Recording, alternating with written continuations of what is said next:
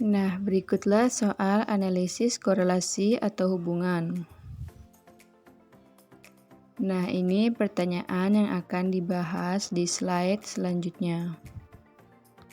Sebelum kita menghitung nilai R, terlebih dahulu kita membuat tabel penolong. Berikut ini datanya, di mana variabel X itu durasi penayangan iklan, sedangkan Y tingkat penjualan.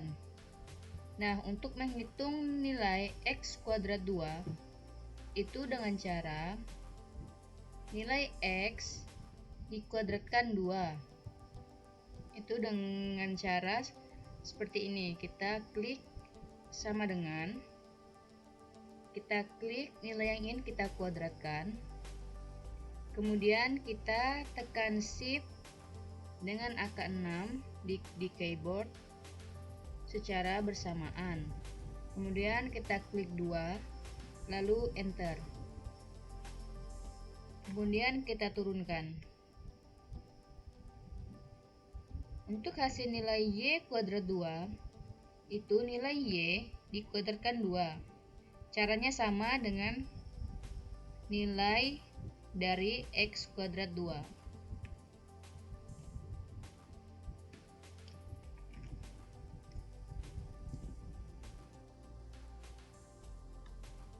Kita turunkan nilai Y2. Kemudian XY ini diperoleh dari variabel X ini dikali dengan Y. Itu menggunakan rumus sama dengan, kita klik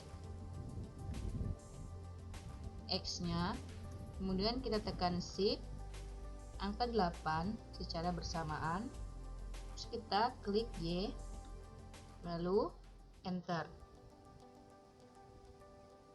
Kita turunkan.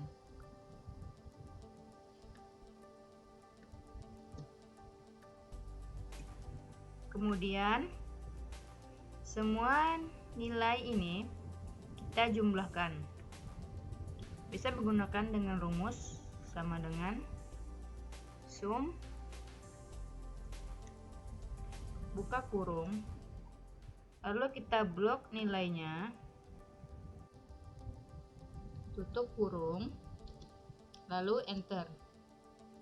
Bisa juga dengan cara yang cepat, yaitu kita klik auto sum, terus kita klik sum, Enter.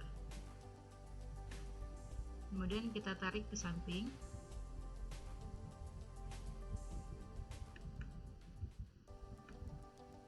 Nah, inilah hasil dari tabel penolong. Selanjutnya kita menghitung berapakah besar hubungan korelasi antara variabel X dan Y. Kita mencari nilai R dengan menggunakan rumus ini. R sama dengan N dikali sigma XY dikurang sigma X dikali sigma Y per akar N dikali sigma X kuadrat dikurang sigma X kuadrat dikali akar N dikali sigma Y kuadrat dikurang sigma Y kuadrat. N di sini sampelnya itu ada 12. Ini sampelnya. Nah, untuk sigma XY itu diambil dari hasil penjumlahannya, yaitu 17,473,020 dikurang sigma X, yaitu jumlah dari X, dikali sigma Y, yaitu ini 471280 per akar N, yaitu akarnya 12, dikali sigma X kuadrat 16,637 dikurang sigma akar kuadrat, yaitu 441 kuadrat dikali akar 12 dikali sigma Y kuadrat. Ini 18,671,279,200 dikurang dengan sigma Y kuadrat, yaitu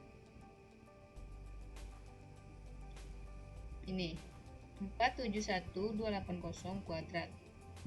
Nah, nilai ini dengan ini kita kalikan, dapatlah nilai 209676240. Nah, 441 ini kita kalikan dengan 471,280, dapat hasilnya 207,834,480. Nah, untuk yang ini kita jumlahkan, dapatlah akarnya 5163. Untuk yang ini dapatlah hasilnya akar 1950512,000.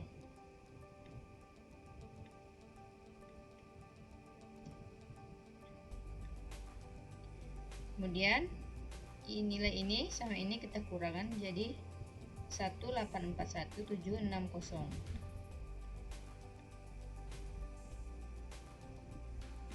per 3173404. Nilai ini kita bagi, dapatlah hasil 0,58.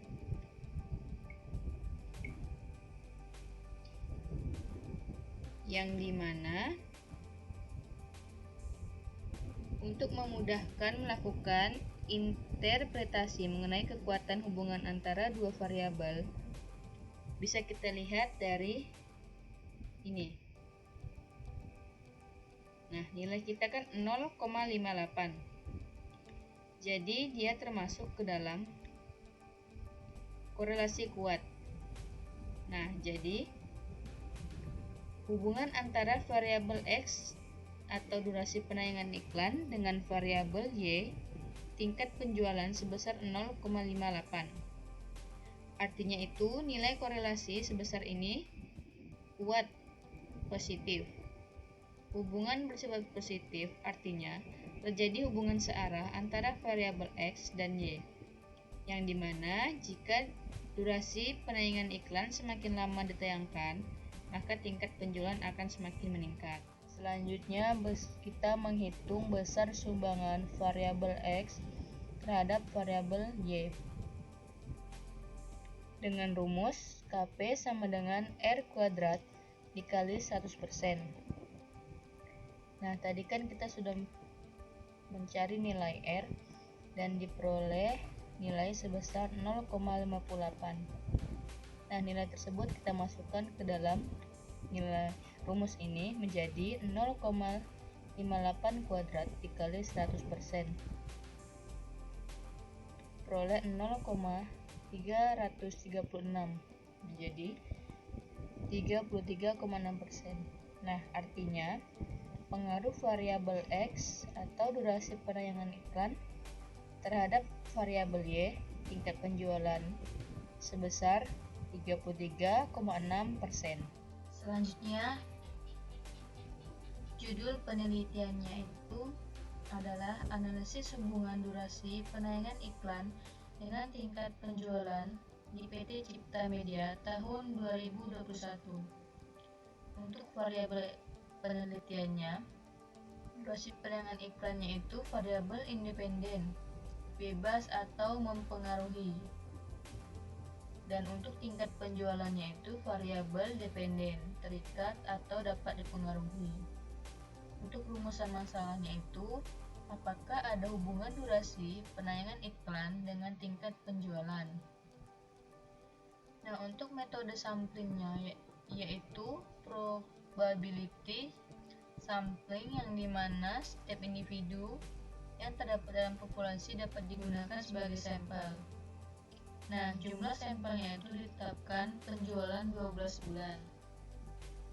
Hipotesis dalam uraian kalimat H0-nya itu tidak terdapat hubungan yang signifikan antara durasi penayangan iklan dengan tingkat penjualan. Sedangkan HA-nya ada hubungan yang signifikan antara durasi penayangan iklan dengan tingkat penjualan. Untuk hipotesis model statistiknya itu seperti ini. Nah, selanjutnya tentukan kaidah pengujian. Jika minus T tabel lebih kecil sama dengan T hitung lebih kecil sama dengan T tabel, maka H0-nya itu diterima. Nah, jika T hitung lebih besar dari T tabel, maka H0-nya itu ditolak. Untuk menghitung T hitung dengan T tabel, menggunakan rumus R akar N dikurang 2 per akar 1 R kuadrat. Nah, untuk nilai R tadi kan diperoleh sebesar 0,58 dengan sampel 12 dikurang 2 per akar 1 dikurang nilai R 0,58 kuadrat 2 diperoleh 1,834 per 0,663. Nilai ini kita bagi, dapatlah hasil 2,766. Nah, untuk menghitung nilai T tabel, yaitu taraf signifikannya sama dengan 5%, dijadikan desimal menjadi 0,05. dB sama dengan N dikurang 2. N itu kan jumlah sampel.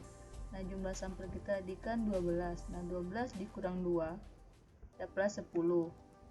Nah, lalu ketika kita sudah memperoleh nilai T ini, kita lihat ke tabel distribusi. Taraf signifikan kita kan tadi 0,05 dengan hasil 10. Nah, kita lihat 10, yaitu 1,8125. Ini.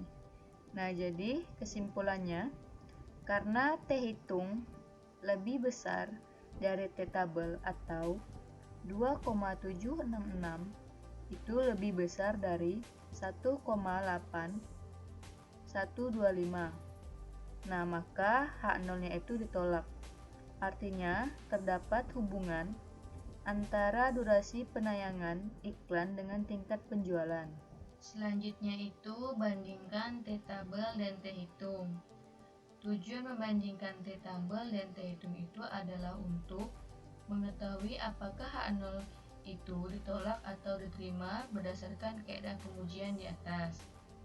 Nah, ternyata T hitungnya itu dengan nilai 2,766 lebih besar dari nilai T tabel, yaitu 1,8125. Nah, maka H0-nya itu ditolak. Untuk ambil keputusannya itu ternyata terdapat hubungan yang signifikan antara durasi penayangan iklan dengan tingkat penjualan. Nah, berikutlah ini diagramnya atau hasil akhir dari soal di atas. Sekian yang dapat saya sampaikan untuk menjawab soal-soal ini. Kurang lebihnya mohon dimaafkan. Wabillahi taufiq wal hidayah. Wassalamualaikum warahmatullahi wabarakatuh.